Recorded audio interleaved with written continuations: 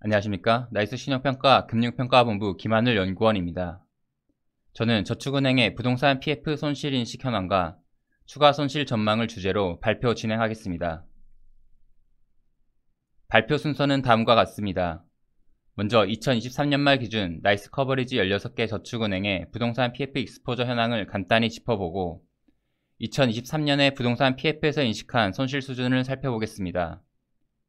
다음으로 세 가지 스트레스 시나리오 하에서 저축은행이 부동산 PF에 추가로 적립해야 할 충당금 규모를 추정하고 분석한 결과를 토대로 적정한 수준의 BIS 자본 비율 유지를 위한 개별 저축은행의 대응 능력을 점검해 보고자 합니다. 마지막으로 향후 저축은행의 신용평가 계획에 대해서 말씀드리겠습니다. 본 발표에서는 나이스 커버리지 16개 저축은행을 주요 분석 대상으로 진행하며 분석 결과를 기반으로 저축은행 업권의 추가 손실 규모를 추정해보고자 합니다.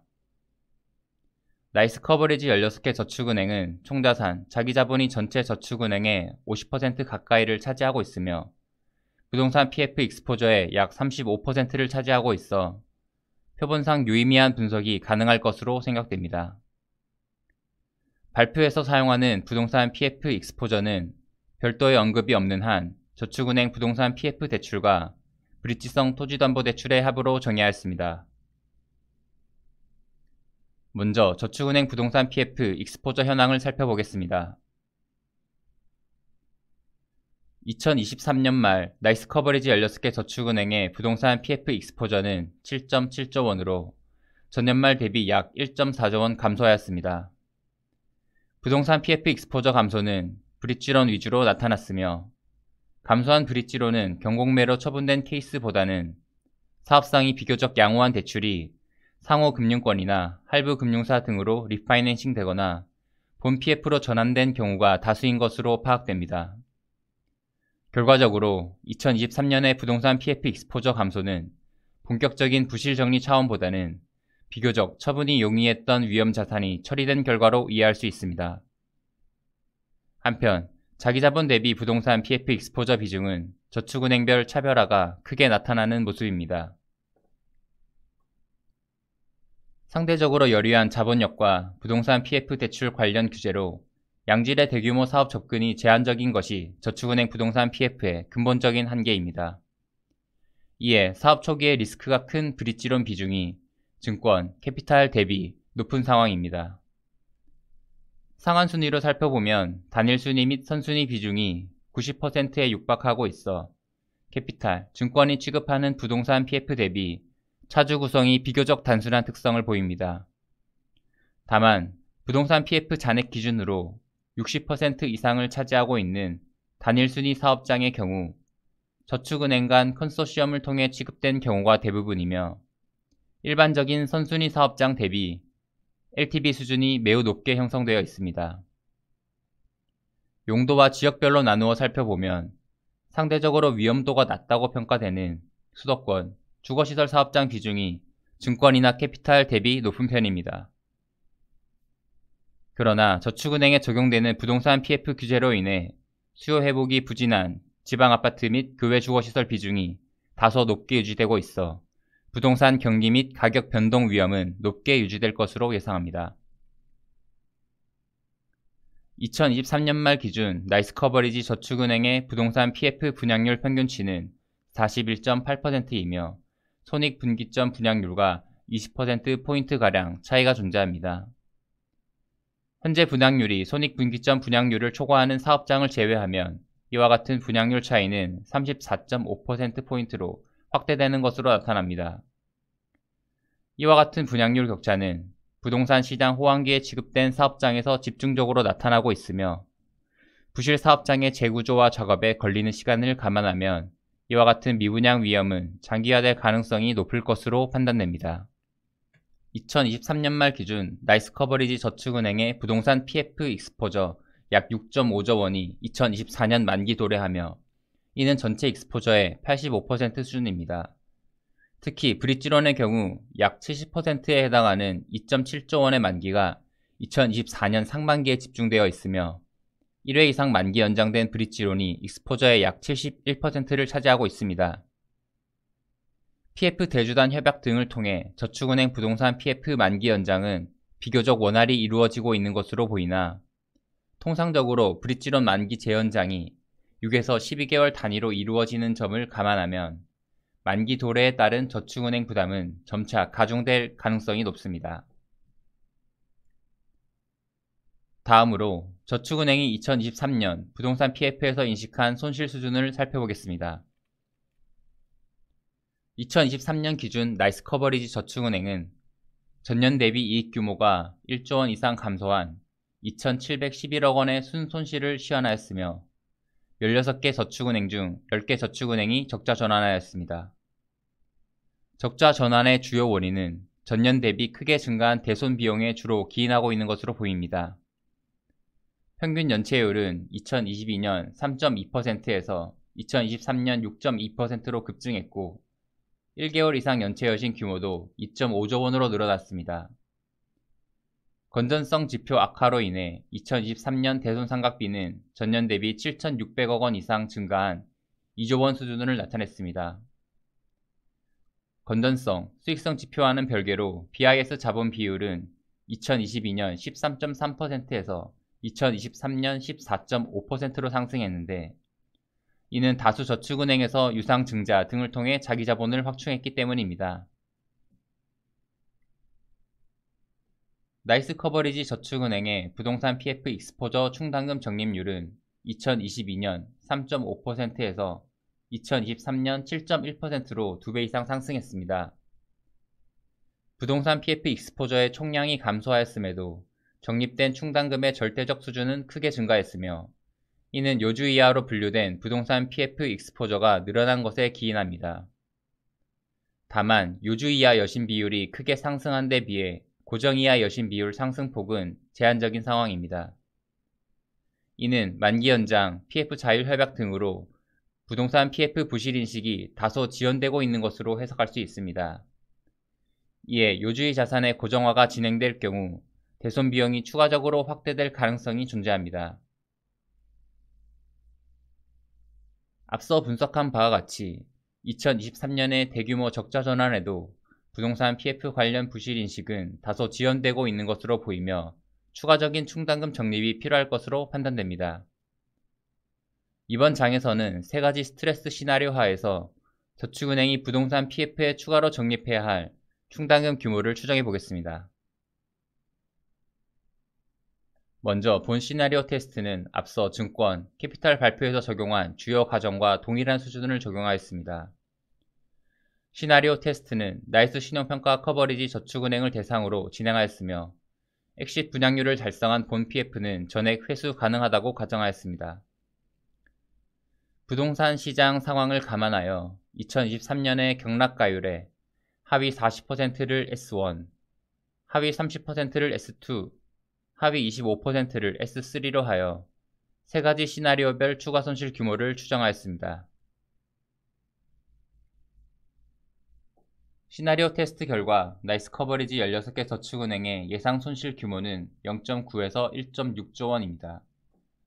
저축은행 업권 전체의 예상 손실 규모를 정확하게 추정할 수 없으나 나이스 커버리지 저축은행 익스포저의 충당금 적립률과 예상 손실률이 동일하게 적용된다고 가정하면 저축은행 업권 전체 예상 손실 규모는 2.6에서 4.8조 원으로 추정됩니다.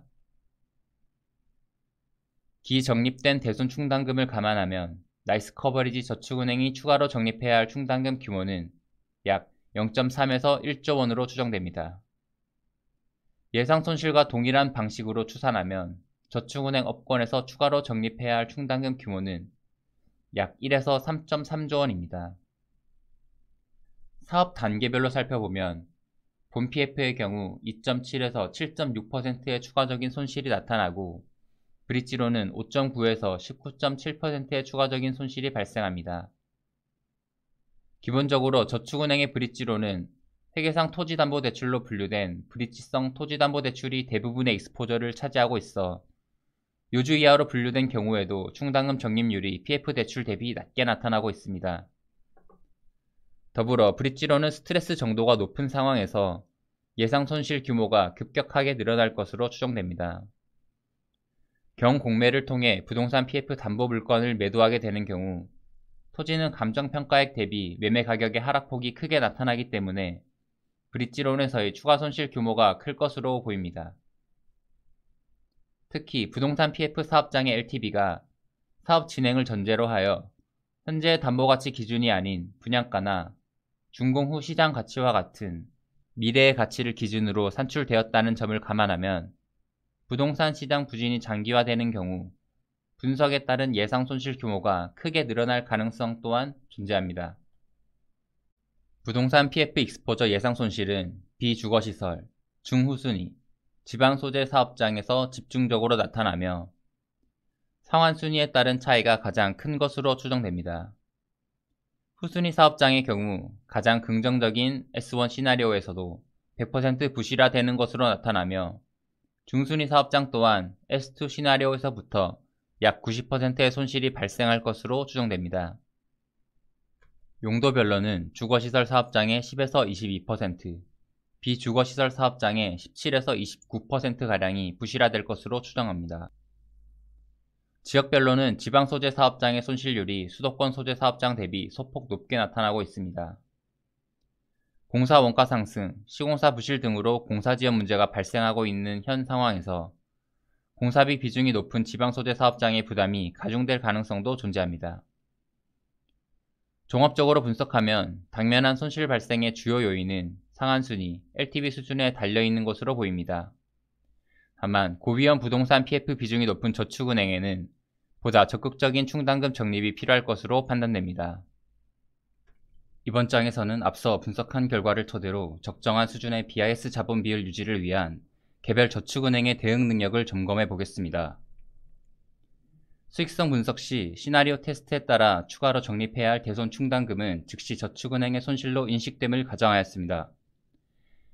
또한 약 0.5조 원으로 추정되는 부동산 PF 관련 대손 상각비를 가산하고 최근의 수신금리 하향 추세를 이자 비용에 일부 반영하여 보정한 2023년 당기순이익을 비교 수치로 사용하였습니다.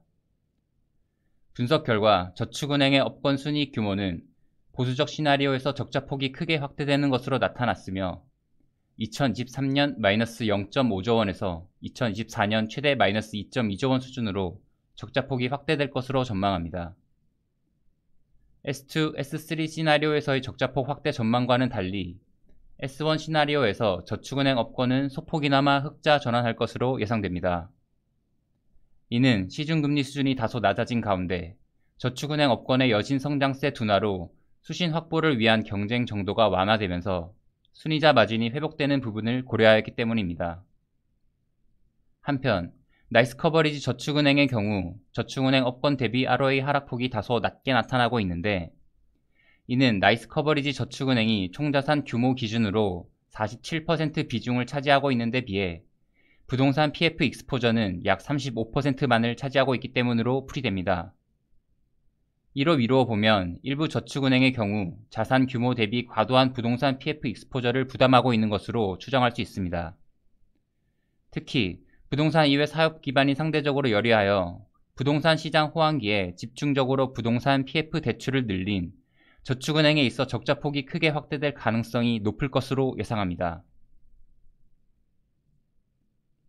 분석 결과 저축은행 업권의 BIS 자본 비율은 2024년 말 12.3에서 14.4%로 추정됩니다. 저축은행 업권의 BIS 비율은 S2, S3 시나리오에서 모두 하락할 것으로 예상되나 스트레스 정도가 높은 S3 시나리오에서도 금융당국의 권고 수치인 11%를 상회하는 것으로 나타나 저축은행 업권 합산 기준으로 부동산 PF에서 발생하는 추가 손실 규모는 감내 가능한 수준으로 보입니다. 다만 일부 저축은행은 손실 흡수 여력이 미흡하여 경상이익 창출을 감안한 이후에도 대부분 시나리오에서 금융당국 권고 수치에 미달하는 BIS 자본 비율을 나타냈습니다. 따라서 일부 저축은행의 경우 유상증자와 같은 별도 자기자본 확충이 수반되지 않는다면 권고 수치 이상으로 BIS 자본 비율을 유지하는 데 어려움을 겪을 것으로 예상합니다. 다음으로 향후 신용평가 계획에 대해 말씀드리겠습니다. 저축은행 부동산 PF 관련 손실인식 현황과 추가 손실 규모에 따른 대응 능력을 분석한 결과 2023년 대규모 충당금 적립에 따른 적자 전환에도 불구하고 현재 부동산 PF에 적립된 충당금은 충분하지 않은 수준으로 판단됩니다. 다만 과거와 같은 저축은행 사태의 재현 가능성은 높지 않을 것으로 예상하고 있습니다. 저축은행 사태 이후 규제 및 감독 수준이 강화된 가운데 저축은행의 자체적인 체질 개선 노력으로 부동산 이외 수익원이 마련되었고 자본 적정성 수준이 과거 대비 개선되었기 때문입니다. 따라서 현재 시점에서 관건은 부실한 부동산 PF 사업장을 조속히 정리함과 동시에 경상이익을 안정적으로 창출할 수 있는지 여부로 생각됩니다. 나이스 신용평가는 BIS 자본 비율 11% 하회, 고정이하 여신 비율 7% 상회, 적자 전환 여부를 기준으로 저축은행 모니터링을 강화하고 필요시 신용 등급에 반영하고 있습니다. 나이스 신용평가는 향후에도 부동산 PF 익스포저 관련 위험을 모니터링하면서 이러한 평가 지침 하에서 저축은행 신용평가를 수행할 계획입니다. 마지막으로 동일한 시나리오 가정을 적용한 증권, 캐피탈, 저축은행을 포함한 제2금융권 부동산 PF 예상 손실 및 추가 적립 필요 충당금은 위 표와 같습니다. 제2금융권의 추가 적립 필요 충당금이 3에서 8.7조 원으로 추정되는 가운데 저축은행은 1에서 3.3조 원을 나타내고 있습니다. 이상으로 발표 마치겠습니다. 보다 자세한 내용은 나이스 신용평가 홈페이지에 게시된 이슈 리포트를 참고해 주시면 되겠습니다. 감사합니다.